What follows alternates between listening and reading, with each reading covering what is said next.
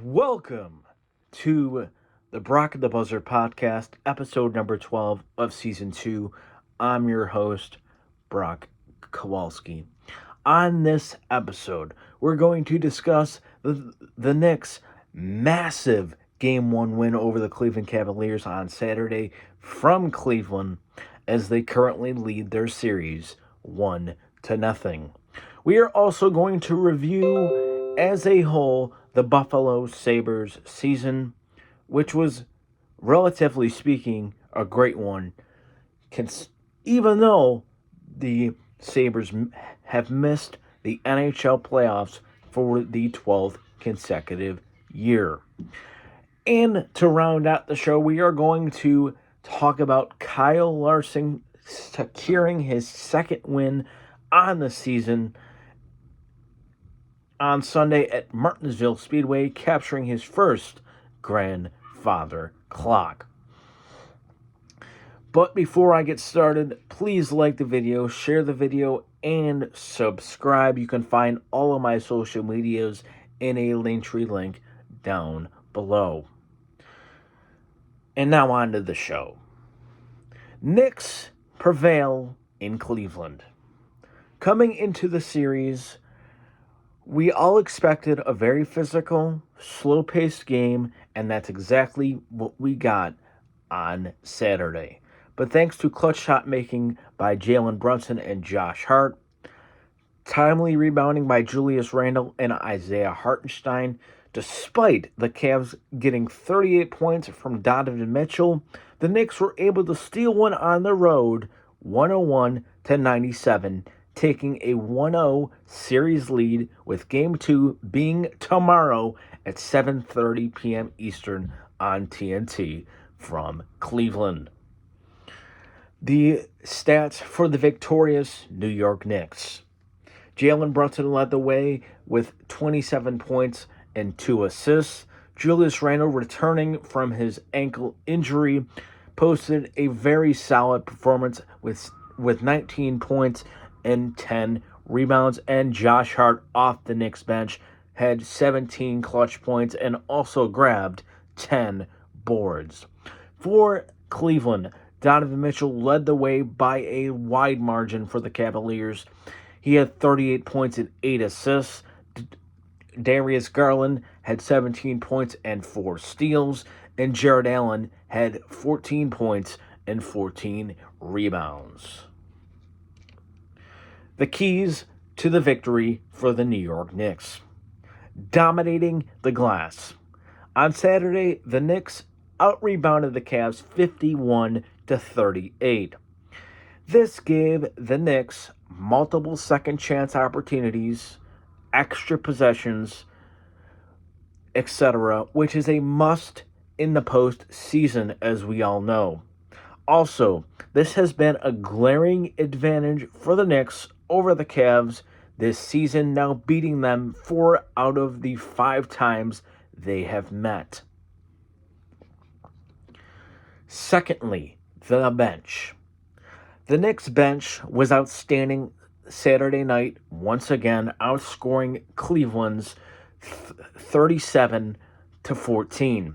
Josh Hart obviously led the bench brigade with 17 points. Obi Toppin made some clutch shots. He had 9 points total, and Isaiah Hartenstein, consistently doing great things, had 8 points, but once again, he was a plus 20, the highest on the 9-man rotation that Tom Thibodeau tends to go with. And I'm just saying this. The Cavs bench is flat out awful. Karis LeVert played awful. Ricky Rubio was atrocious. Dean Wade was non-existent. The only one that made a significant contribution was Cedi Osman. Speaking of Cedi Osman, when you have Cedi Osman on Brunson one-on-one in the closing minutes, that's an utter disaster. And Tibbs must continue to use this advantage in the series. more on the 1-on-1 matchup between Osman and Brunson. Yes, Osman locked him down for maybe 2 possessions, but once Brunson figured this out, it was like baby food, as they say in NBA circles. An utter mismatch, an utter disaster for Cleveland, and I think that really could have cost J.B. Bickerstaff and the Cleveland Cavaliers Game 1 on Saturday. And thirdly, clutch shot making.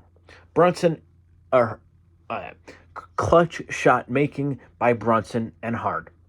As I said seconds ago, when Brunson figured out how to elude Osman, it was what they call baby food, as I just said, because Brunson went whenever he wanted, and Josh Hart, who was tremendous on both ends of the floor, made a massive three-point shot with 1:43 to go, just as Donovan Mitchell and the Cavaliers made it a 1-point game late in the fourth.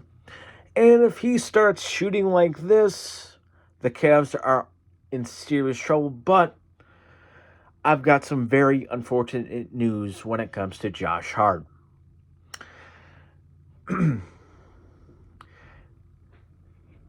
Josh Hart has been deemed to be doubtful for tomorrow's Game 2 against the Cavs in Cleveland with a left ankle sprain, in which he sustained late in Game 1 on Saturday.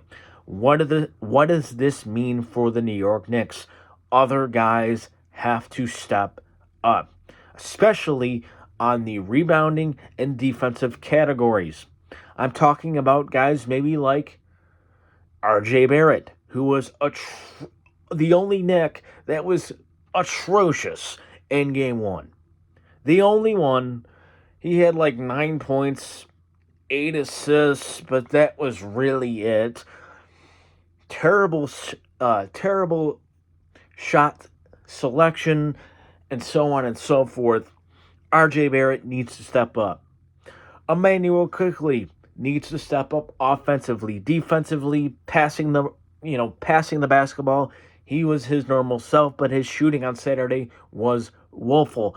But I'm not as concerned as I am about the aforementioned R.J. Barrett. But again, doubtful is not out.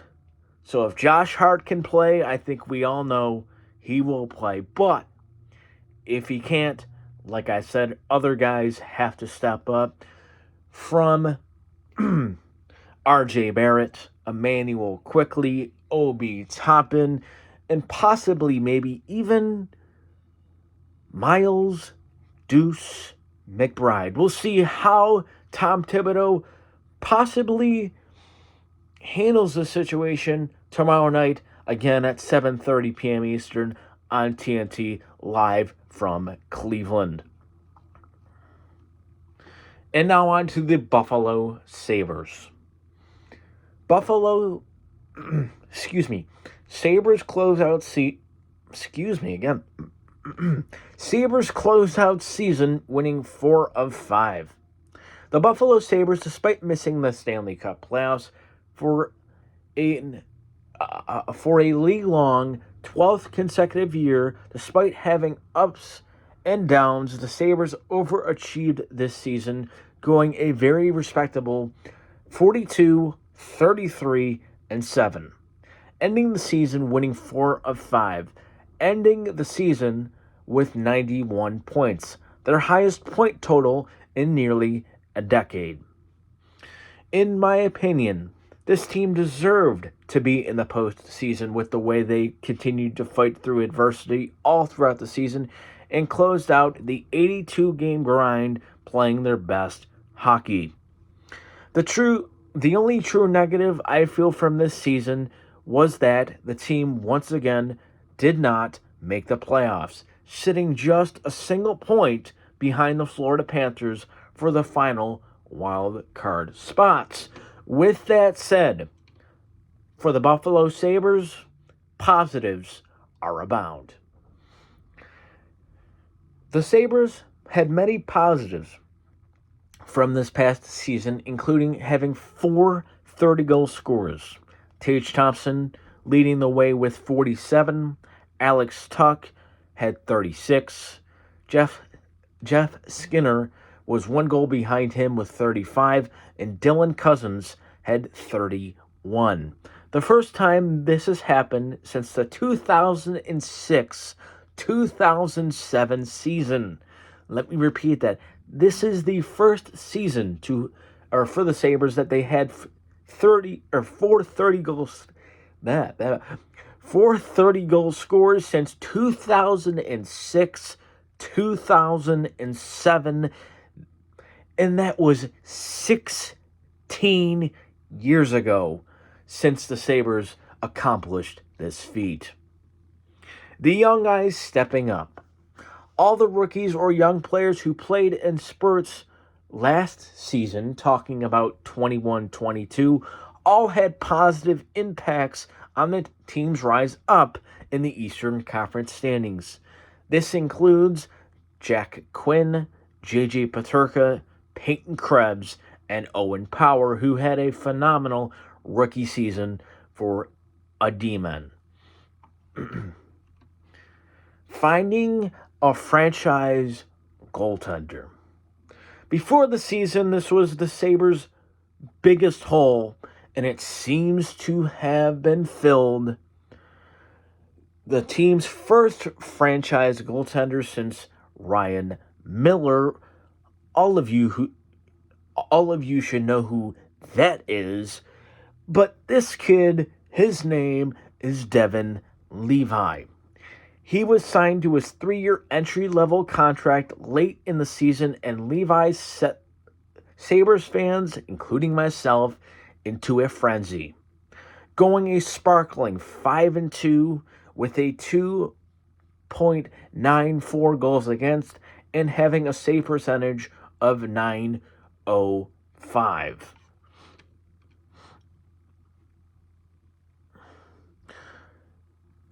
Another reason why Sabres fans should be feeling really good is they have money to spend this summer, a large chunk of it. The Sabres made some moves during the season, signing Tage Thompson to a 7-year, $50 million contract extension, and Dylan Cousins also a 7-year, $49.7 million extensions. These two players are cornerstones of the Sabres' rebirth. Even with that said, the Sabres still have an estimated $21.2 million in cap space this summer, according to cap website Spotrac. And that could be possibly more. We'll have to wait and see on that. But with all that said, I'd expect General Manager Kevin Adams to be very aggressive in the trade and free agent market this summer. And finally, the fans believe again. To watch the seats slowly but surely fill up once again, just like those days in 2006, 2007, capped off by a home finale against Ottawa. Yes, there were a lot of Senators fans at that one, but the majority of the crowd was wearing blue and gold or even black and red to pay homage to their alternate uniforms. It was a for sure sellout at KeyBank Center, and that was simply awesome to see. And I think going into next season, you are going to continue to see that because simply fans like myself believe in this organization, believe in this team, believe in the general manager, believe in the coach for the first time in a long, long time once again. And finally, Larson steals one at Martinsville. Headed into Sunday's NOCO 400 at Martinsville Speedway, we all knew this was going to be a track position race. And we got just that. as pole sitter Ryan Preece dominated the opening stage, leading the first 80 laps. Unfortunately for Preece, though, that was the last time we would see him at the front of the field, as he was caught speeding on pit road during the stage 1 caution period at lap 80. Hang on. I lost my spot. From there, until a late caution at lap 342, the race was dominated by 3 drivers. 2 from Stewart-Haas Racing, Kevin Harvick and Chase Briscoe, and Joe Gibbs Racing's Denny Hamlin. At the lap 342 caution, Kyle Larson's crew chief Cliff Daniels made a brilliant 2-tire call to gain his driver track position. Then Larson was able to pass then leader Joey Logano on lap 371, who stayed out during the 342 caution period. The pass of Logano proved to be the pass for the win, as Larson was able to drive away and seal his second in the last 3 weeks, his second win of 2023, and his first at the paperclip. And finally, recapping Larson's day as a whole. On this day, the number 5 team welcomed back crew chief Cliff Daniels to the pit box as he returned from a 4-race suspension. At the start of the race, Larson was blazing fast, passing 9 cars from his 19th starting spot, which means he finished 10th in the opening stage, which concluded at lap 80. From there until the aforementioned lap 342 caution I spoke of seconds ago, Larson was stuck between 7th through 11th throughout the day. Larson kept keying up the radio and saying, quote, "Too tight in the middle and loose off." What does that mean? That means you're turning right more than left when you're tight, which means the car can't rotate through the center of the corner like it needs to, especially at Martinsville. And of course, loose off is obviously meaning the back end of the race car wants to spin out, which again, you don't want at Martinsville. You want a very stable car. You want a stable car that rotates through the middle, and Larson didn't have that for the majority of the day. Then the fortune changed for the number 5 cars. The fortune changed for the number 5 HendrickCars.com Chevrolet at the aforementioned lap 342 caution, where the 2-tire call made by Daniels proved to be the winning move of the race, securing their first Martinsville victory together. And that'll do it for this episode of the Brock of the Buzzard podcast. Once again, I'm your host, Brock Kowalski. Hope you all enjoyed the show. Please like the video, share the video, and subscribe. And also, please follow me on a Linktree link down below, where all my social media pages are in fact located.